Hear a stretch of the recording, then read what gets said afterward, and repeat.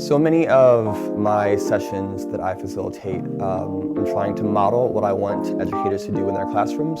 So because so much of my approach is about placing the human being before the content, a lot of it starts out with just storytelling and sharing.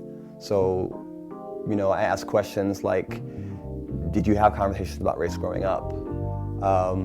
Did your teachers look like you? What was that like? When have you seen issues of racism or race show up in your life? Through that storytelling and that sharing, we first just kind of pierce the veil of discomfort to have the conversation. This is before we even go into a definition of what race is and what racism is, and inevitably we have to do that content because we don't have an aligned, in this country, definition of what racism actually is and as a system versus as individual behavior and ideas, and we don't have a definition of what race is. It's a thing that we are in fact told, many people are told we should not talk about, though it's happening, the conversation happens in many households.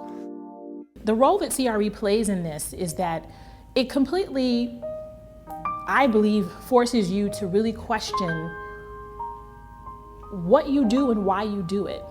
Where do these ideas come from? Where are they rooted? What are they rooted in? What's the history? So the way that we teach everything, when we talk about, we teach the canon, or we're teaching to these standards, or we're teaching for kids to succeed, even the language that we use to describe the goals and things that we say that children should achieve, what are they rooted in? Whose ideas are those? And the question is, when we acknowledge that these ideas are really rooted in white supremacy and white culture, and like I said earlier, that there's a whole other segment of society that's being left out. And considering that our country is becoming more browner every day, right? We can't keep leaving that voice out. We can't keep leaving that perspective out and say that we're doing justice by our kids. I think I realize that people come in from all different angles, right? They come in with various different backgrounds. For me, I'm very used to talking about race. It's a way that I grew up, right? Everything around me was telling me something was wrong, right? I grew up in South Central in a place where I was day to day, whether it was violence or whether it was something we didn't have in school or whether it was being told what we could or could not do or learning interactions with the police, etc. That was just like a norm for me. And I think in bringing it into a work environment, you realize it's kind of taboo. And I think we're moving away from it being taboo. And that's the important part of the work, is being able to then say the word race, say the word racism, white supremacy, right? And really attach it to education, and nobody just kind of start to back up or get afraid to move forward and leap into the conversation. And I think now, and it hasn't been that many sessions, right? But I think now after the initial year, we're leaping a little bit more, and that feels great. Changing my mind about what it means to teach and really allowing my students to come up and to teach me, to show their classmates that they know, what they know or even what they don't know, and to be be corrected. That's a practice that I started to implement, that we're all teaching, we're all learning. Something else that it really changed for me was that I don't have to stick to the curriculum. And they asked us to, honor and celebrate Native American History Month. And no matter what we were teaching, do some sort of a lesson, any kind of a lesson, to incorporate something, like go online, look up Native American culture, history, something, and embed it into your practice. And I felt like I was being pushed at first, oh my gosh, they're really pushing me to really think outside the box. But I'm teaching, the rock cycle right now. And how am I gonna incorporate this stuff into the rock cycle? No, I don't see it. Maybe something else. Maybe if I was teaching social studies, then I could see how it would be a lot more applicable. And this was early on in the CCER workshops, So at the time, the North Dakota pipeline access, that was going on, and there were protests about that.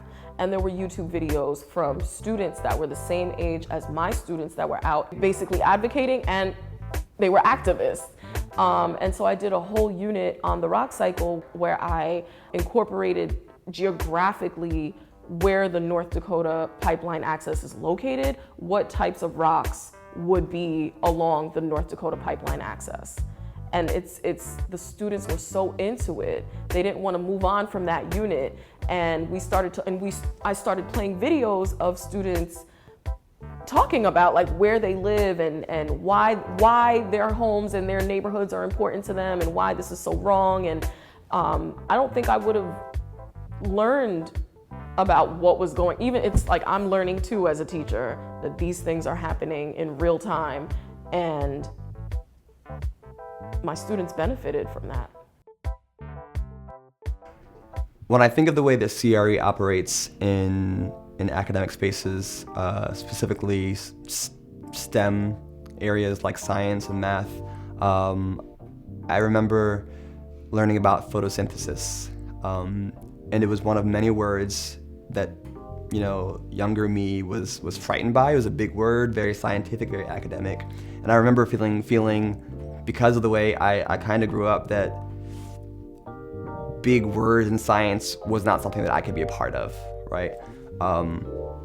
So what would it have been like for my teacher to start by asking me, just before we even get into the content, name a time that you understood something that you didn't understand at first, right? And getting me to remember what it feels like to work through not understanding, right? Starting with me, starting with the possibility that maybe I'm not just ready to learn and eager to learn more about photosynthesis. And then from getting me into that mindset of, oh, okay, it's not just me, there are other people in the room.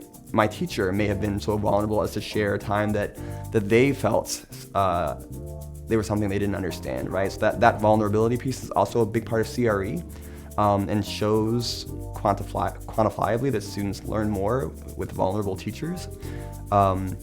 And beyond that state, now that we're talking about photosynthesis, what is on the blocks around me? Let's talk about, roses and concrete. Like, what does it look like to bring in cultural narratives from outside of our typical kind of, science lesson plan to talk about plants and what it means for things to grow in unexpected spaces, right? Because at the end of the day, most of us aren't going to be scientists, but we are hopefully being given opportunities to be researchers and investigators, and to investigate things that are new and peculiar, and to have a curiosity. So if we start this lesson about photosynthesis with me and my neighborhood and my community, and then go from there, and then we get into maybe the more of the content and logistics, I'm with you. You have me with you now, because we started with me. And so much of what happens with our white counterparts is that the world reaffirms them from the minute they walk in the door, right? So when we're talking about being culturally responsive to Black and brown students, a lot of that is about filling in that void, that missing piece of affirmation that society at large does not offer these students. So what does that mean that I have to do in that case, right? To ensure that they see themselves in this learning process. I think a lot of times people are looking for the fix-it thing, the thing that they can put into the curriculum, the thing that they can put on the board, or something very much tangible. And when it comes to CRE, it's you. You're the process, right? So you need to become someone who does research pedagogy, right? Who does research how to become culturally responsive. And I mean, me personally, I think that's a lifelong thing, right? I'm in it for the long run, but I do understand that manageability is a thing. Teaching is very taxing, and I get that, but I think that's one of the takeaways for me, is just to remember that you are the work and you are the process. And as you improve your understanding of CRE, it's going to come out in the work.